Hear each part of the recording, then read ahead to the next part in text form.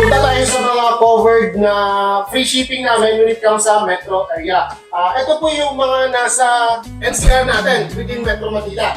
Okay? Yung mga cities po na included dyan, sila po ni Quezon City, Makati, si Pasay, Pasig City, si Las Piñas, Malabon, yes sir, Pateros, Municipality of Pateros, and then si Valenzuela.